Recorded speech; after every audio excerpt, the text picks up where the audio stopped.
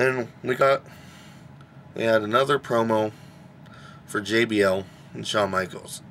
Same stuff we've been seeing. Just, ooh, I own Shawn Michaels. Yeah, we're over that. Yet another commercial followed this.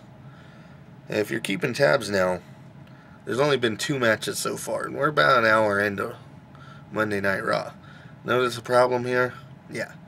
It's a wrestling program. How about some wrestling for a change instead of some commercials? Anyway, we get a WrestleMania preview. It was basically a not very detailed version of how WrestleMania came to be, just praising Vince and his idea. Then we finally get the Shawn Michaels versus John Cena match that should have happened after JBL talked. And it was a pretty slow match, and not much happened in it. And they're kind of being pointless with what they're doing here.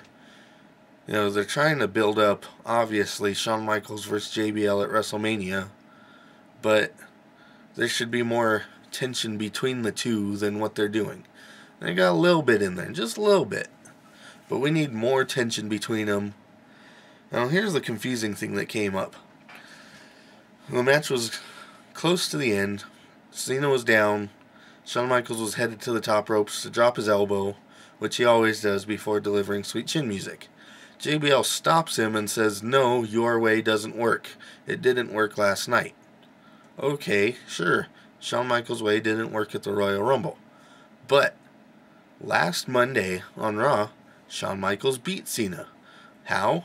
Doing it Shawn Michaels' way. So what sense does it make to have JBL say your way doesn't work, when it obviously does, because Shawn Michaels beat John Cena last week? But whatever. Cena pushed JBL into Shawn Michaels. Shawn Michaels fell. The match was over. After this match, we got yet same exact Orton promo again. Then we got Melina and Kelly versus Beth Phoenix and Jillian Hall.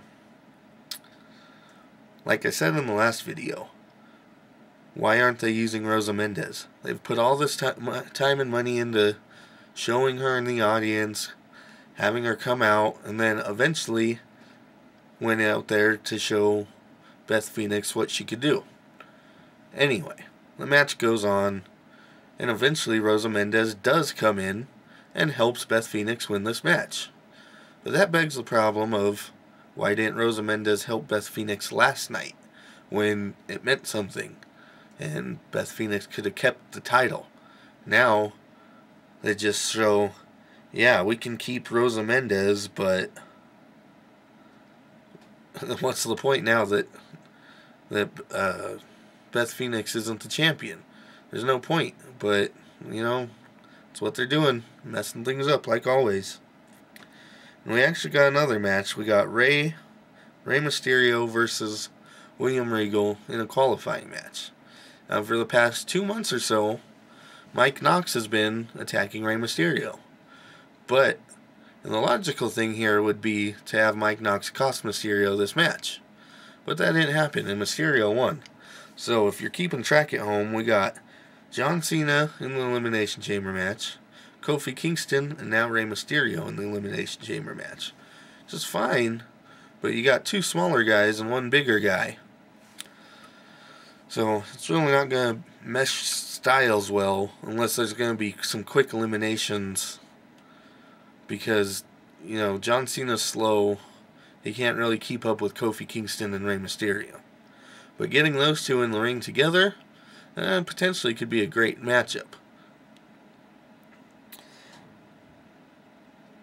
And we got a preview for John Cena's new movie, 12 Rounds. And, you know, that's the way it goes. But I'll give props to John Cena for at least still doing wrestling, unlike one Dwayne Johnson. He's going to be in Race to Witch Mountain and doesn't really care about wrestling anymore.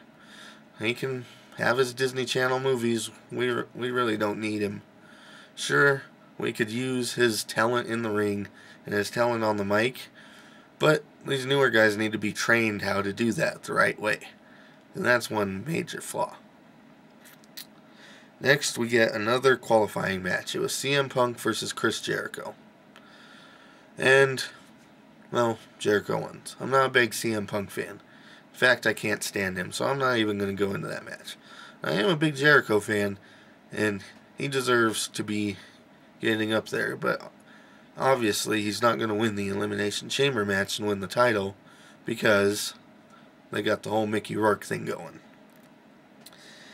Finally, we get yet another Randy Orton promo. And we're coming up to the end of the show now. Stephanie McMahon comes out, threatens Randy Orton, goes back and forth for a little while, and Stephanie's wonderful plan was to have Shane McMahon attack Randy Orton. Yeah, that was 100% pointless. What message does it send to have Shane McMahon attacking Randy Orton for one kick? If they were going to do this, shouldn't they have had Shane McMahon attacking Stone Cold Steve Austin all those years ago when Austin was attacking Vince McMahon?